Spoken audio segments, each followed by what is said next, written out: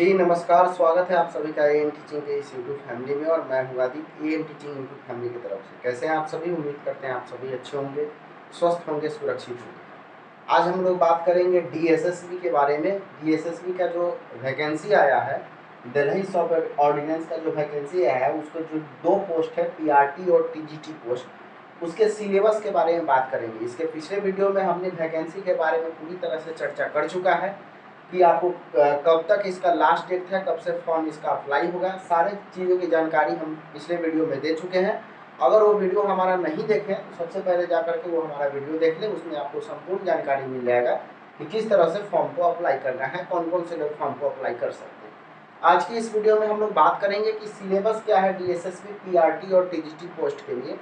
तो कुछ क्वालिटी में हो सकता है कि थोड़ा सा कमी हो, इसके लिए हम क्षमा प्रार्थी हैं, क्योंकि अभी हम जहाँ से वीडियो बनाते थे वहाँ अभी हम नहीं हैं, अभी गांव में है फिलहाल। तो गांव में जो फिलहाल मेरे पास जो रिसोर्सेस है, जो संसाधन है, उस संसाधन के हिसाब से हमने आपके लिए काम किया है।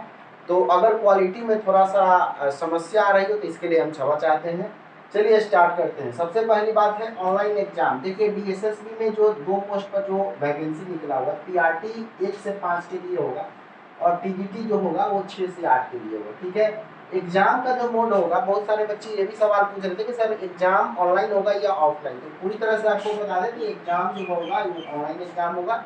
टाइम जो होता है वो 2 घंटे का होता है, मतलब टोटल एग्जाम का जो ड्यूरेशन टाइम है वो 2 घंटे का समय आपको मिलेगा।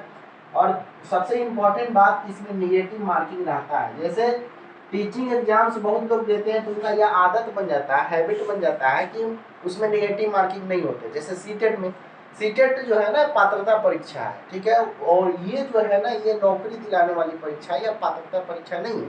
तो सीटेट में निगेटिव मार्किंग नहीं होते हैं, लेकिन इसमें आपको निगेटिव मार्किंग रहेगा। 0.25 निगेटिव मार्किंग रहता है, मतलब कि अगर आप 4 क्वेश्चन गलत करेंगे तो सही उत्तर में से 1 कट जाएगा आपका। निश्चित रूप से इस बात को ध्यान रखिएगा। इसीलिए क्वेश्चन को उतना ही अटेम्प्ट करना है डीएसएसबी में जितना आपको आता हो। अगर क्वेश्चन नहीं आता है तो उसको आपको अटेम्प्ट नहीं करना है, क्योंकि उसमें निगेटिव मार्किंग है। ठीक है, 4 क्वेश्चन गलत होगा तो 1 नंबर का आपका जो है सही उत्तर में से कट जाएगा। अब बात कर लेते हैं सिलेबस का। टोटल मार्क्स की अगर बात करें तो देखिए टोटल मार्क्स इसका होता है 200 का, 200 मार्क्स का टोटल एग्जाम होगा। लेकिन 200 मार्क्स 2 सेक्शन में बटा हुआ रहता है, पार्ट ए में और पार्ट बी में। ठीक है, लेकिन ये बात ध्यान रखिएगा कि पार्ट ए पार्ट बी में बटा हुआ तो रहता है, लेकिन ऐसा नहीं कि पार्ट ए का एग्जाम पहले हो जाता है, पार्ट बी का एग्जाम बाद में होता है। दोनों एक ही साथ आता है, पार्ट ए और पार्ट बी दोनों एक ही साथ आएगा और पूरे 2 घंटे के एग्जाम में इस 200 क्वेश्चन को आपको सोल्व करना है। मतलब कि पार्ट ए की अगर बात करें तो पार्ट ए में कौन कौन से सब्जेक्ट आपसे पूछे जाएंगे, पहले उस पर हम लोग बात कर लेते हैं। सबसे पहले जनरल अवेयरनेस की बात कर लेते हैं। जीए आपसे पूछा जाएगा 20 मार्क्स का। ठीक है, ये जीके नहीं है, जनरल नॉलेज नहीं है, बात ध्यान रखिएगा। जीके में और जीए में अंतर होता है, ठीक है ना। आपको जीके में आप लोग पढ़ते हैं ना बहुत सारी चीजें, जैसे रटने वाला विविध हो गया, या हिस्ट्री की बहुत सारी चीजें हो गई, पॉलिटी के बहुत सारी चीजें, जो पुराने संविधान को रट रहे हैं, जो पुराने हिस्ट्री को रट रहे हैं, वो सब चीजें जीके के अंतर्गत में आता है, वो जनरल नॉलेज उसको कहते हैं। लेकिन ये जनरल अवेयरनेस है, इसके बारे में आपको थोड़ा सा करंट अफेयर्स की जानकारी रखनी होगी। भारत में अभी क्या चल रहा है, क्या स्थिति है, क्या आर्थिक समस्या है, क्या आर्थिक मतलब फाइनेंशियल से लेकर के इकोनॉमिकल सभी तरह के सामाजिक कुरीतियों, इन सारी चीज़ों के बारे में आपको जानकारी रखना होगा।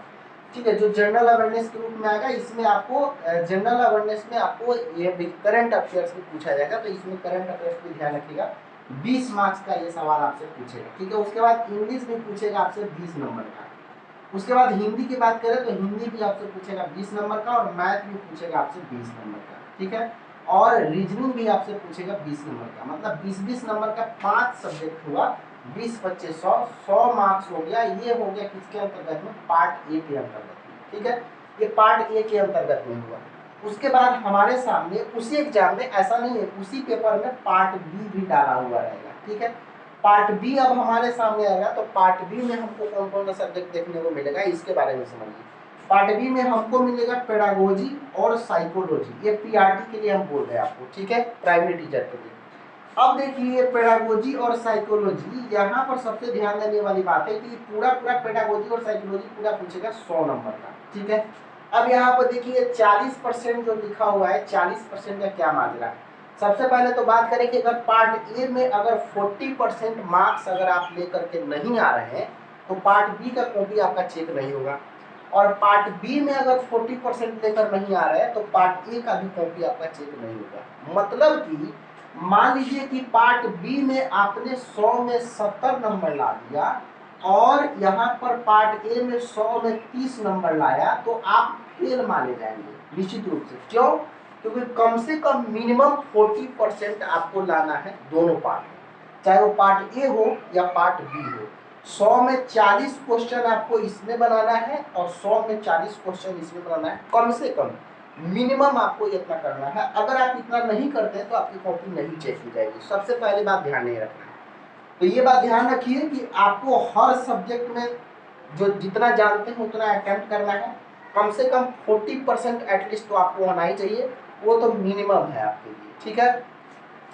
अब हम लोग बात करें कि भाई मार्क्स को कैसे बढ़ाए, क्योंकि सेफ स्कोर जो होता है, मान लीजिए कि 200 नंबर का आपसे एग्जाम लिया जाएगा और 200 नंबर का एग्जाम 2 घंटे में आपको देना है, ठीक है। 200 क्वेश्चन को 120 मिनट में सोल्व करना है। बहुत बड़ा चैलेंजिंग है अपने आप में, क्योंकि 1 मिनट से भी कम समय मिलता है एक क्वेश्चन के लिए निश्चित रूप से। तो यहाँ पर टाइम मैनेजमेंट भी एक बड़ा सवाल बनता है कि भाई टाइम मैनेजमेंट हम कैसे करें। टाइम मैनेजमेंट के लिए सबसे ज़्यादा जरूरी है आपको प्रैक्टिस आपके पास बेहतरीन होना चाहिए। उसके प्रैक्टिस लगाइए तभी आपका टाइम मैनेजमेंट हो पाएगा, क्योंकि 200 क्वेश्चन को आपको 120 मिनट में बनाना है। अपने आप में ये थोड़ा सा चैलेंजिंग रहता है, लेकिन ऐसा नहीं है कि यह आपसे नहीं हो पाएगा। करते तो बच्चे ही हैं, आपके जैसे ही स्टूडेंट इसको निकालते हैं, तो ऐसा नहीं है कि आपसे नहीं होगा। निश्चित रूप से आपसे हो सकता है, बट इसके लिए थोड़ा सा मेहनत की जरूरत है। हम आपको संपूर्ण सिलेबस के बारे में चर्चा कर रहे हैं। दूसरी बात हमारे सामने ये आया कि भाई हम इसमें स्कोर कैसे बढ़ाएं, क्योंकि 200 में ऐसा माना गया कि अगर आपको 130 कम से कम 130 से रहिएगा तब सेफ जोन में आप माने जाएंगे। सेफ जोन में मतलब आपका नौकरी लग सकता है, 130 मार्क्स रहेगा तब। ग्रांटेड रिजल्ट चाहते हैं तो आपको 140-45 पर जाना होगा, मतलब 200 में 140-45 नंबर आपका होना चाहिए। तो देखिए अब नंबर बढ़ाने का तरीका ये है कि ये जो जितने भी सब्जेक्ट आपके सामने हैं, जैसे जीए हो गया, इंग्लिश, हिंदी, मैथ, रीजनिंग, ये कॉमन सब्जेक्ट है, ये सभी बच्चे थोड़ा थोड़ा जानते हैं। जैसे बच्चा से हम लोग पढ़ते आ रहे हैं जनरल अवेयरनेस के बारे में, इंग्लिश पढ़ते आ रहे हैं, हिंदी पढ़ते आ रहे हैं, मैथ आ रहा है, रीजनिंग आ रहा है। तो देखिए ये ए सेक्शन वाला जो बात है ना, ये सबको लगभग समझ में रहता है, ये सबको पता रहता है। मतलब इसमें थोड़ा सा 19-20 लोग रहते हैं, लेकिन जानकारी रहता है। लेकिन पता है चैलेंजिंग कहाँ पे है? चैलेंजिंग यहाँ पे है सबसे ज्यादा। अगर आपको पीआरटी में अच्छा मार्क्स उठाना है तो सबसे ज्यादा जरूरी है इस पर ध्यान देना, पेडागोजी और साइकोलॉजी पर। आप कहिएगा सर पेडागोजी साइकोलॉजी अलग अलग क्यों लिखे हैं? क्योंकि दोनों अलग अलग होता है, पेडागोजी और साइकोलॉजी दोनों अलग अलग होता है, ठीक है। तो इस दोनों पर ध्यान रखना है। इसमें पेडागोजी और साइकोलॉजी थोड़ा सा एडवांस लेवल का पूछता है। जो सीटेट का जो साइकोलॉजी होता है, जो सीटेट का जो पेडागोजी होता है, उस लेवल का क्वेश्चन इसमें नहीं आता है। उससे भी थोड़ा सा एडवांस लेवल का क्वेश्चन आपको इसमें पूछा जाएगा। इसमें बहुत सारे ऐसे टॉपिक्स है जो आपको अलग से जोड़े जाते हैं, जिसके बारे में आपने सीटेट में कभी पढ़ा भी नहीं है निश्चित रूप से।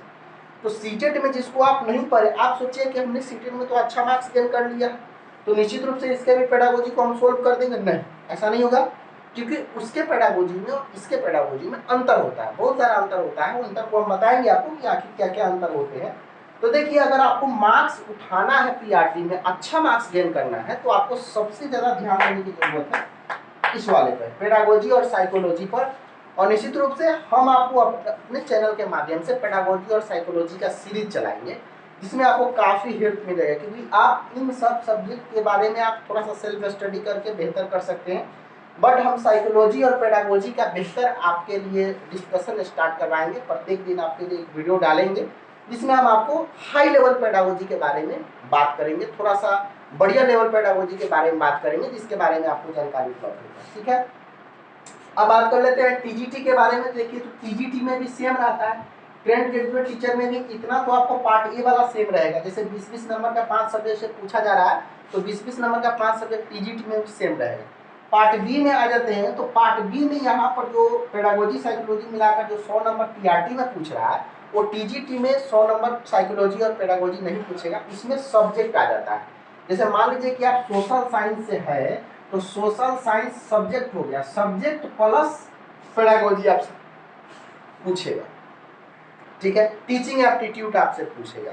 तो यहाँ पर देखिए, यहाँ पर जैसे साइकोलॉजी पेडागोजी आ रहा था, तो यहाँ पर साइकोलॉजी पेडागोजी ना आकर के यहाँ पर पहले आपके पास आ जाएगा सब्जेक्ट, मतलब जैसे मान लीजिए सोशल साइंस है आपका, तो सोशल साइंस से कुछ क्वेश्चन पूछा जाएगा और उसके साथ साथ में आपको जो है पेडागोजी से भी यहाँ पर क्वेश्चन किया जाएगा, ठीक है। तो देखिए पेडागोजी का योगदान आपको टीजीटी में भी है और पीआरटी में भी है।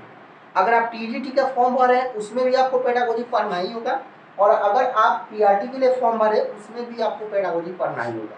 तो निश्चित रूप से अगर हम बात करें तो फाइनली हमारे सामने यह बात आता है कि सबसे ज़्यादा अगर ध्यान देने की ज़रूरत है तो वो हमारा पार्ट बी पर, अगर आपको नौकरी लेना है तो पार्ट बी पर ज़्यादा ध्यान दीजिएगा। ऐसा नहीं कर रहे हैं कि हम कि आपको इस पर ध्यान नहीं देना है, बट ये सब्जेक्ट सब पढ़ा हुआ है तो थोड़ी सी जानकारी आपको इसके बारे में होगा, लेकिन इस पर ज़्यादा ध्यान देने से क्या होगा कि आपके मार्क्स जो है बढ़ेगा, और मार्क्स जब तक बढ़ाइएगा नहीं तब तक आपका नौकरी लेना थोड़ा सा मुश्किल हो जाएगा, क्योंकि 200 नंबर का सवाल है, 200 नंबर जो है 120 मिनट में सॉल्व करना है, तो इसके लिए थोड़ा सा फास्ट रिवीजन की जरूरत है।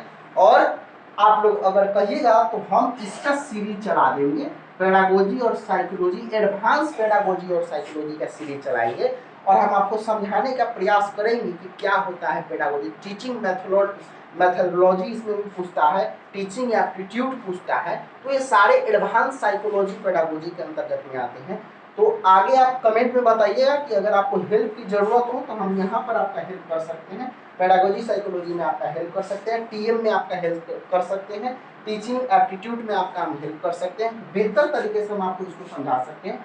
तो अगर आप लोग कहिएगा कमेंट में आप जवाब दीजिएगा, बताइएगा, तो हम आपको इसका सीरीज हम आपके सामने लेकर के आएंगे। उम्मीद करते हैं कि आपको इन सारी बातों को एसएसबी, पीआरटी और टीजीटी के सिलेबस के बारे में आपको समझ में आ गया होगा, है ना। आप याद रखिएगा कि इसमें निगेटिव मार्किंग होता है, टाइम 2 घंटे का होता है, 200 मार्क्स का एग्जाम होगा, ऑनलाइन एग्जाम होगा, ठीक है ना। पार्ट ए रहता है, पार्ट बी रहता है, इन सारे बातों को आप समझ गए होंगे।